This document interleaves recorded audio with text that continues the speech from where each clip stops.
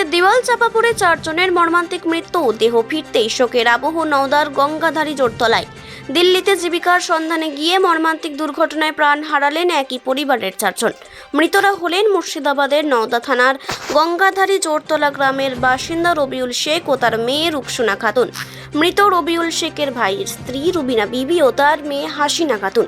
স্থানীয় সূত্রে জানা যায়, কয়েক মাস আগে কাজের জন্য দিল্লি যান তারা। সেখানেই একটি বাড়ি ভাড়া নিয়ে থাকছিলেন। শনিবার সকালে হঠাৎ ভাড়া বাড়ির দেওয়াল হুড়মুড়িয়ে ভেঙে পড়ে তাদের উপর। ঘটনাস্থলেই মৃত্যু হয় 4 জনের। খবর গ্রামে পৌঁছাতেই শোকের ছায়া নেমে আসে গোটা এলাকায়।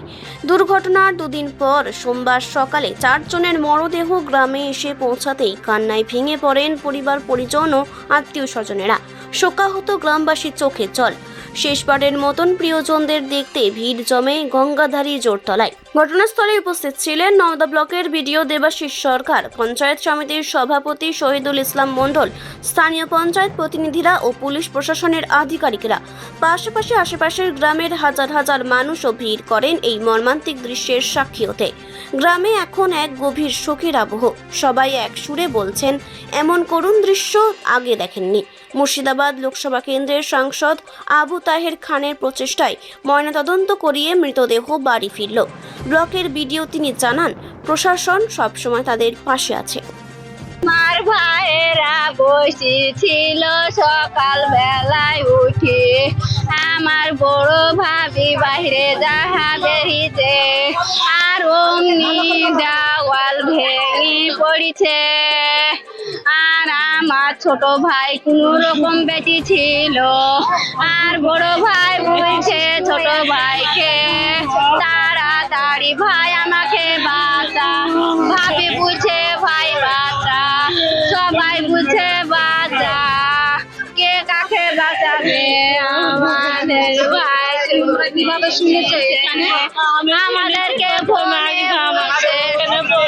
আমার চাচা মরে গিয়েছে, আমার নাম দিলরুবা বিবি, আমার ভাই হচ্ছে আমার ভাইয়ের। দেহ ফিরল আমাদের ওখানে দিল্লিতে এমপি সাহেব ছিলেন। এমপি সাহেবের তৎপরতায় এবং রাজ্য সরকার প্রশাসনের সহযোগিতায় আমাদের লাশ নিয়ে আসা হলো। লাশ প্রায় বাড়ি চলে এসেছে, আমাদের বাড়িতেই চলে এসেছে। তো সরকারের কাছে আবেদন করেছিলাম, সরকার আমাদের উপর যথেষ্ট রেখেছিল, সচেতন করেছে। ঘটেছিল এরা পরিযায়ী শ্রমিক বাইরে কাজে গেছিল, ওখানে গিয়ে দেওয়াল চাপা পড়ে এরা মারা গেছিল। এরা 6 জন কাজে গেছিল, 6 জনের মধ্যে 4 জন মারা গেছে, 2 জন বেঁচে আছে, 1 জন অসুস্থ। ওনার মাজাতে লেগেছে, দিয়ে ওনার এখন গুরুত্বপূর্ণ আহত হয়ে আছে। ওনার 2 ভাইয়ের পরিবার, বড় ভাইয়ের মেয়ে আর বড় ভাই মারা গেছে, আর ছোট ভাইয়ের স্ত্রী আর মেয়ে মারা গেছে। ওখানে আপনার ওই শ্রমিকের কাজ করতে,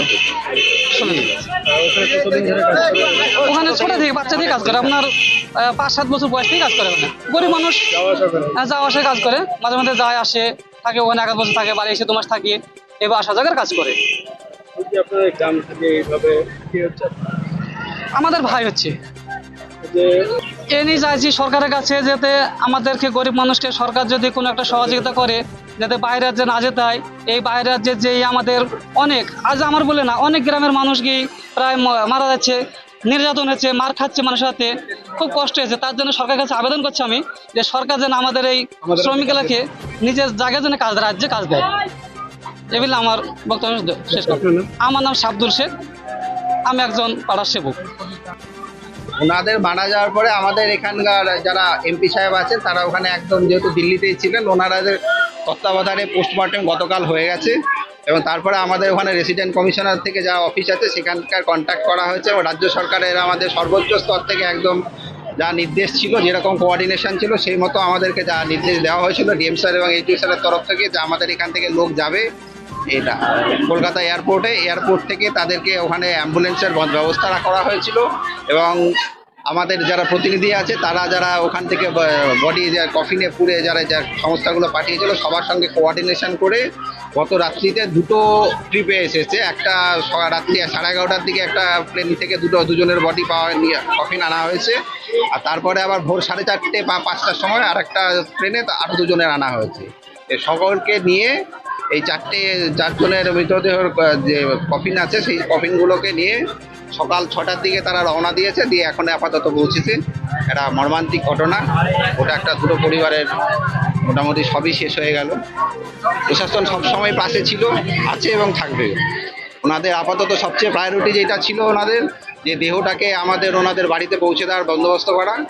আমাদের সকলের সহযোগিতায় এবং আমাদের রাজ্য প্রশাসনের সর্বোচ্চ স্তরের নির্দেশনা এবং গাইড অনুসারে আমরা সেই দেহটা আমরা যে ইমিডিয়েট ওনাদের বাড়িতে পৌঁছানোর ব্যবস্থা করতে পেরেছি।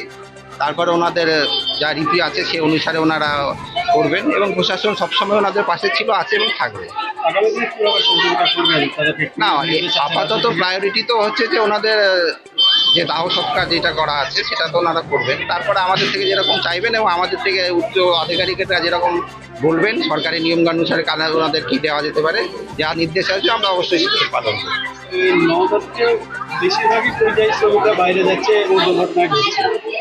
না, এইরকম ঠিক ব্যাপারটা না, খালি নওদা থেকে যাচ্ছে না, কারণ এটা মুর্শিদাবাদ, মালদা এবং পশ্চিমবঙ্গের বেশ কয়েকটা জেলা থেকে প্রচুর পরিমাণে লোকজন বাইরে কাজ করতে চায়। ঠিক আছে, দেখুন কর্মসংস্থানের সব জায়গাতেই থাকে, কিন্তু যারা বাইরে যায় এখানে হয়তো আপনার কেউ হয়তো বলবে যে একটু আমরা টাকাটা কম পাই, বাইরে গেলে টাকাটা বেশি হয়।